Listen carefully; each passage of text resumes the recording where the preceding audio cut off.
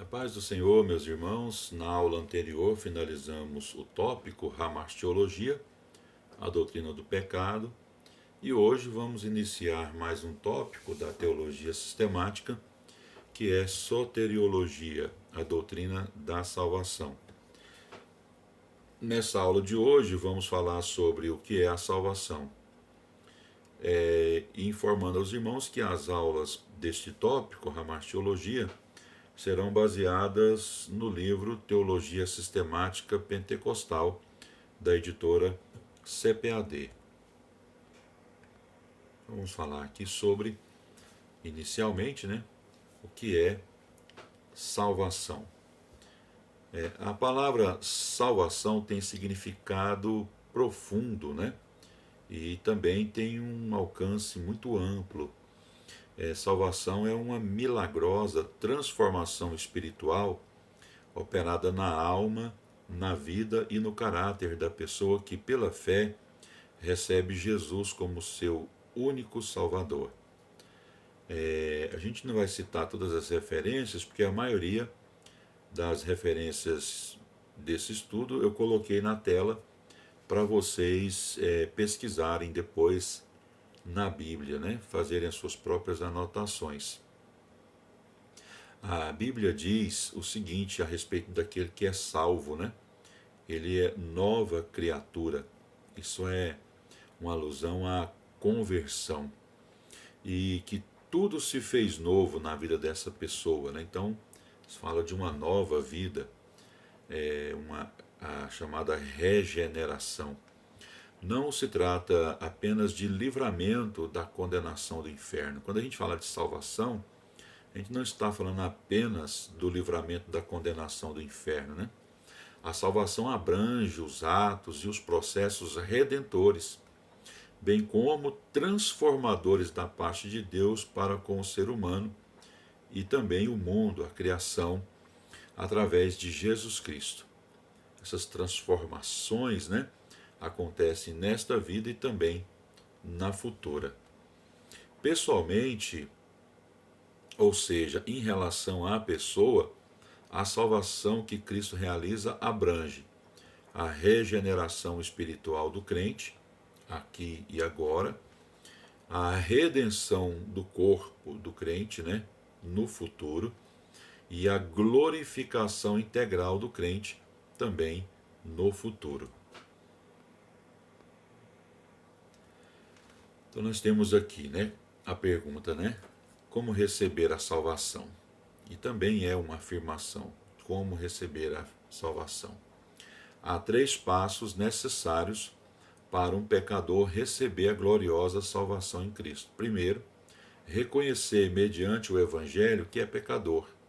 Segundo, confiar em Jesus como seu Salvador. E terceiro, confessar que o Senhor Jesus é o seu Salvador pessoal.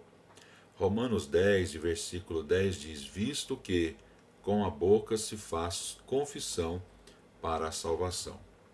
A obediência honesta do pecador, movido por Deus, a esses 3 passos que nós citamos, resultará na sua salvação, operando o Espírito Santo e a palavra. Não se trata de uma teoria, é a verdade de Deus sobre a salvação do pecador, revelada aos homens, segundo as Escrituras Sagradas, e segundo também o testemunho dos salvos em Cristo. Dentro desse assunto ainda, o que é a salvação, nós temos aí o pleno conceito e convicção de salvação. Hebreus 2 e 3 diz, uma tão grande salvação.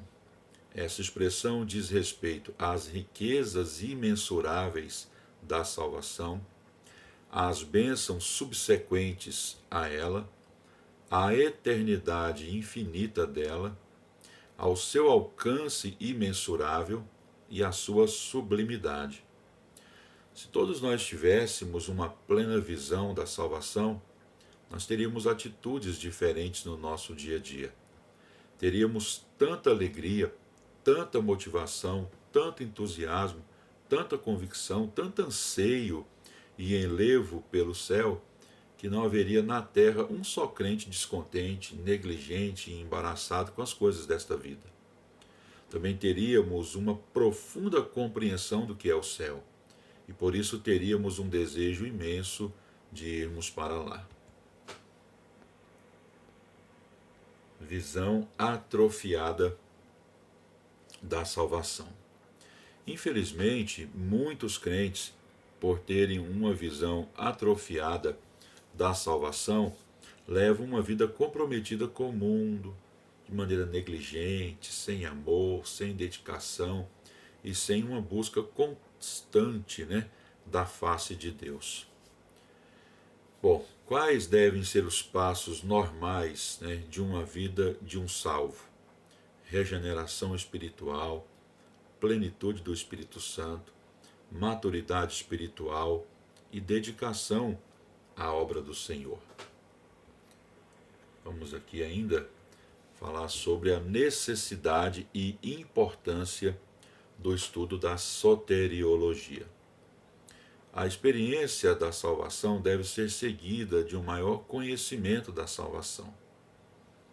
Isso constitui o alicerce da vida cristã.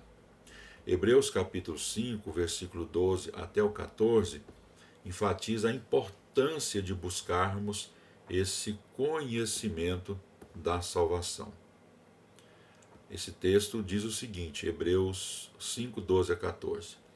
Porque devendo já ser mestres pelo tempo, ainda necessitais de que vos torne a ensinar quais sejam os primeiros rudimentos das palavras de Deus. E vos haveis feito tais que necessitais de leite e não de sólido mantimento. Porque qualquer que ainda se alimenta de leite não está experimentado na palavra da justiça, porque é menino. Mas o mantimento sólido é para os perfeitos, os quais, em razão do costume, têm os sentidos exercitados para discernir tanto o bem como o mal. Bênçãos gloriosas decorrem da salvação e fazem parte dela.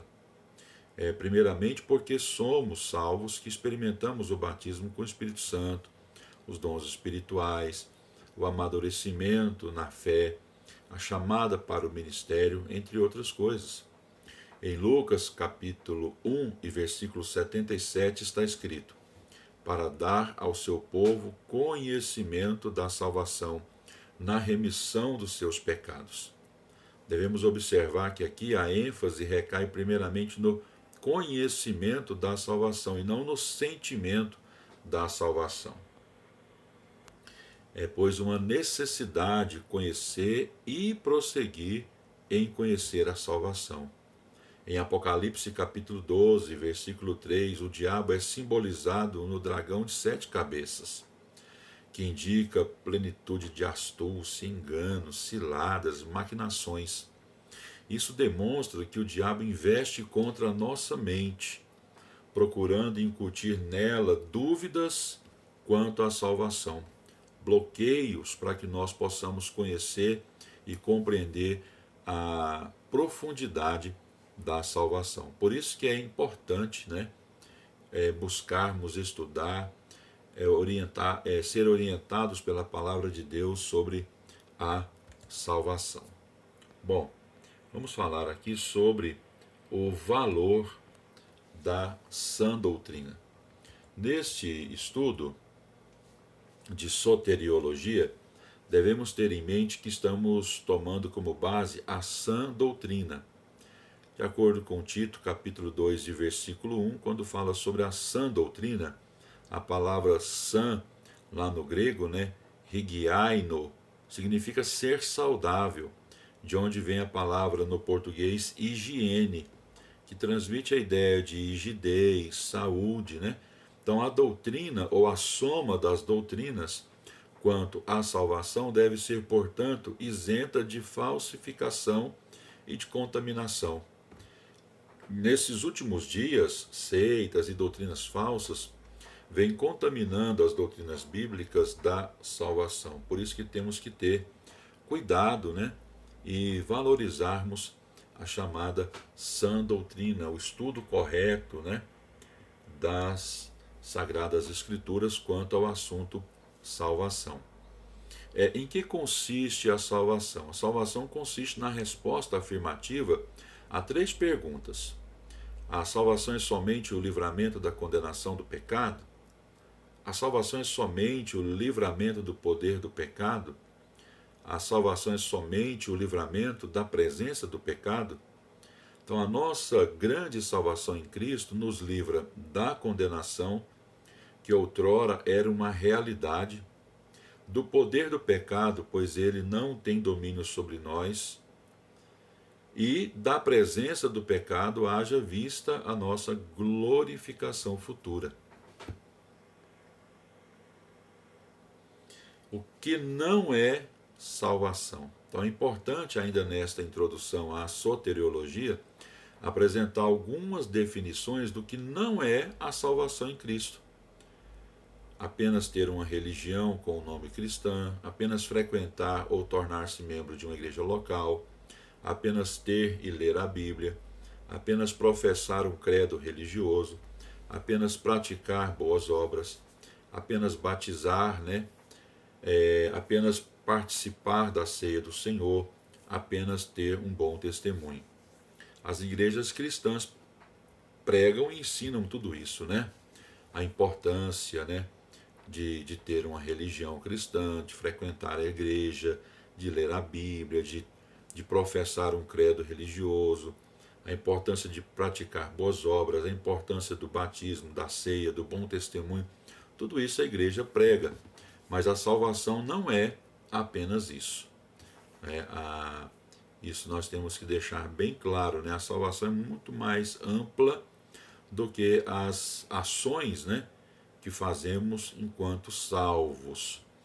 Então, o que é salvação? É o próximo e o último tópico desse estudo de hoje. É tudo que Jesus realizou e ensinou para levar uma raça pecadora à comunhão com Deus Santo. A salvação é a redenção do ser humano do poder do pecado. É ainda a libertação do cativeiro espiritual. É a saída do pecador dentre o poder das trevas do pecado. E, finalmente, é o retorno do exílio espiritual do pecador para Deus. Isso é salvação em resumo. Como se vê, o homem não pode efetuar sua salvação, nem mesmo ajudar nisso. Daí ter dito o salmista: a salvação vem do Senhor, sobre o teu povo seja a tua bênção. Salmo 3, verso 8. A salvação é pela graça de Deus, e não por nosso esforço, por nosso mérito pessoal. Se bem que os salvos são chamados às boas obras, e isso indica que não é por mérito pessoal ou por boas obras que somos salvos, mas quando alcançamos a salvação em Cristo, isso indica que devemos ter uma vida de boas obras, ter méritos, Porque somos salvos. Então a gente não é salvo por ter mérito ou por ter boas obras, mas enquanto salvos temos que praticar boas obras. A salvação é chamada de novo nascimento, conforme João capítulo 3, versículo 5. Apesar do pecador ter o desejo pela tão grande salvação, é Cristo quem o faz nascer de novo. Ninguém consegue nascer de novo por si próprio, por si mesmo. Ele deseja esse novo nascimento, e quem opera esse novo nascimento é Cristo Jesus. Bom, então aqui na nossa aula, sobre soteriologia, encerramos hoje. Na próxima aula nós vamos ter uma introdução à soteriologia, um pouco mais. Vamos falar também sobre a salvação no sentido factual, no seu objetivo. E vamos falar sobre a salvação no seu sentido experimental, no sentido subjetivo. Então, que Deus abençoe a sua vida, ajude-nos a divulgar o nosso trabalho, compartilhando a nossa aula lá no YouTube, aqui no YouTube, dando o seu like, e, se possível, fazendo um comentário, fazendo uma pergunta. Deus abençoe a sua vida.